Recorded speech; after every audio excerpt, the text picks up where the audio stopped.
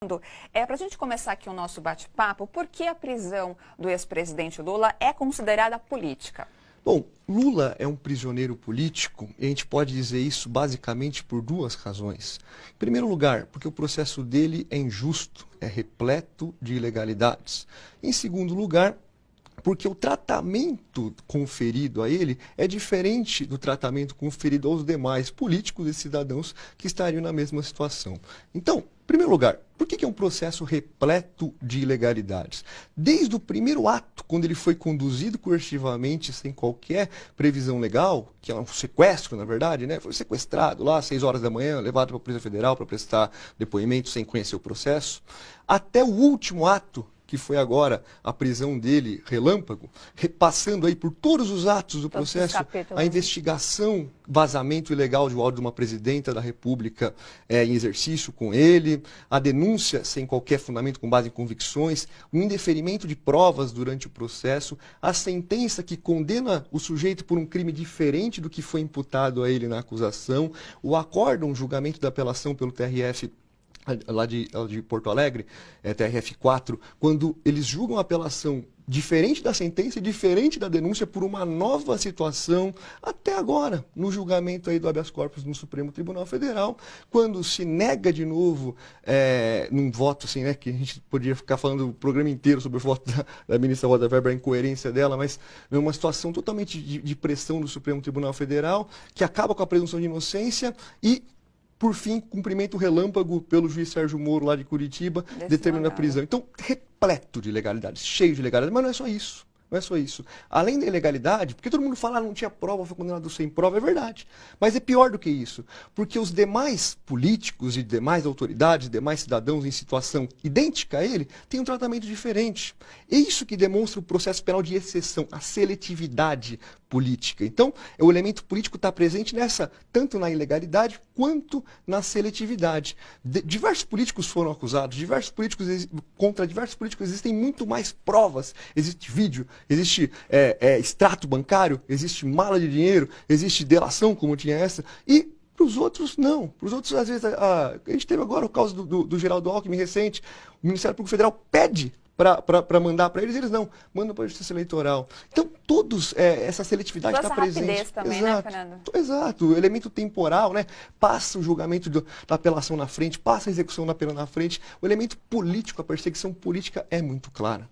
Óbvio ali, né? Escrachada aí para todo o brasileiro. Ninguém perderam até a vergonha, perderam a vergonha na cara. Hoje em dia é escrachado mesmo. E, Fernando, imputar crime comum ao prisioneiro político é uma característica do estado de exceção, na sua opinião? Olha, o ex-presidente Lula, acho que ele captou muito bem a essência dessa perseguição quando ele disse que ele não era um ser humano, mas uma ideia. E é verdade. A perseguição direcionada ao Lula não é a perseguição somente a um cidadão, a um ser humano, a uma pessoa física. É a tudo o que ele simboliza, é a tudo o que ele representa. A gente poderia ficar falando aqui por horas sobre o estado de exceção na contemporaneidade. Sugiro a todos que assistam a entrevista do Juca Kfouri aqui na TVT com o Pedro Serrano. O Pedro Serrano explicou exatamente como é que funciona esse estado de exceção na contemporaneidade. Mas basicamente é muito simples. O autoritarismo no século XX, o autoritarismo tradicional, né? Aquele estado de exceção tradicional, nazismo, fascismo, bonapartismo até antes, caracterizam pela força do poder executivo que suspende os direitos e passa a governar com atos de exceção. O governo muito forte. No século XXI, esse estado de exceção se revela por medidas de exceção. É um sistema de justiça que frauda a Constituição. Então não temos um governo de exceção forte, temos um sistema de justiça que esvazia de sentido a Constituição Federal e passa a aplicar medidas de exceção. E o processo penal de exceção é a face mais cruel dessas medidas de exceção. Então, pega-se um inimigo, né? Pode ser tanto o inimigo do poder econômico explícito, que sempre foi pobre, o poder econômico sempre criminalizou o pobre. Mas agora também estende-se essa exceção para o representante do pobre. Então, na verdade, o que o ex-presidente Lula está vivendo é o mesmo processo penal que sempre foi. Para o negro da periferia, jovem, essa minoria sempre teve essa porrada do Estado. Então, ao invés da gente universalizar os direitos humanos, ao invés da gente universalizar os direitos fundamentais, não. A gente se propõe a universalizar a porrada, que nunca é universalizada, na verdade. Ela é sempre direcionada, é sempre seletiva. Só que essa seletividade que era para o pobre só, hoje em dia está sendo direcionada para o representante desse pobre. Então, o representante dessa camada mais baixa da população, para essa camada inferior, para os excluídos. Então, é por isso que o processo penal de exceção se revela como fraude. Ele só tem a maquiagem de processo, no fundo é uma perseguição política e autoritária contra o inimigo. Fernando, você acredita que talvez se as ADCs tivessem sido pautadas anterior ao julgamento do habeas corpus, o cenário hoje seria diferente? Porque muito se falou, né, dessas ações declaratórias. Acredito. O que houve, na verdade, né? Houve um golpe, né? Um golpe no Supremo Tribunal Federal em 2 atos. Primeiro ato, do ministro Fachin.